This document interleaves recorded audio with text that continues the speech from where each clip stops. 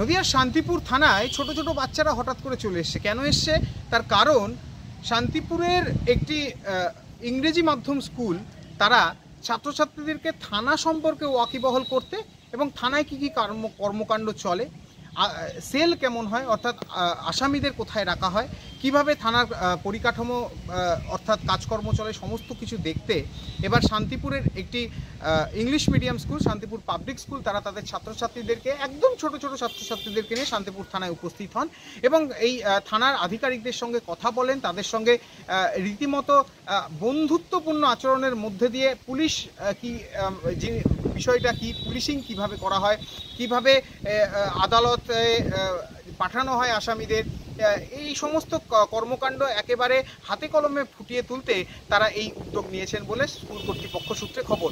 যদিও এদিনের এই অনুষ্ঠানে উপস্থিত ছিলেন শান্তিপুরে যিনি ভারপ্রাপ্ত আধিকারিক শান্তিপুর থানার অর্থাৎ অনুপম ঢালি এবং তার সঙ্গে সঙ্গে রানাঘাট পুলিশ জেলার অতিরিক্ত পুলিশ সুপার লালটু হালদার, সকলেই এই বাচ্চাদের সাথে খুদে বাচ্চাদের সাথে মিলেমিশে একেবারে পুলিশ সম্পর্কে সাধারণ মানুষকে যে ভাবে তারা বোঝান সেভাবেই একটা বাচ্চা কিভাবে পুলিশের সঙ্গে মিশতে পারে, বন্ধুত্বপূর্ণ সম্পর্ক বজায় রেখে পুলিশিং বিষয়টি বুঝতে পারে, সেই তাদের সঙ্গে সময় কাটান।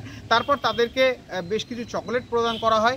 স্কুল কর্তৃপক্ষের তরফ থেকে থানাতে দেয়া হয় গাছ, অর্থাৎ এই গাছের মাধ্যমে পরিবেশ সচেতনতার বার্তা দেওয়া হয় স্কুল থেকে। তবে স্কুল কর্তৃপক্ষ জানাচ্ছে শিশুদেরকে একেবারে ছোটোবেলা থেকেই সমস্ত বিষয়ে ওয়াকিবহল করতে তাদের এই উদ্যোগ এবং প্রতি বছরই তারা এরকম উদ্যোগ গ্রহণ করে, এবারও তার অন্যথা হয়নি।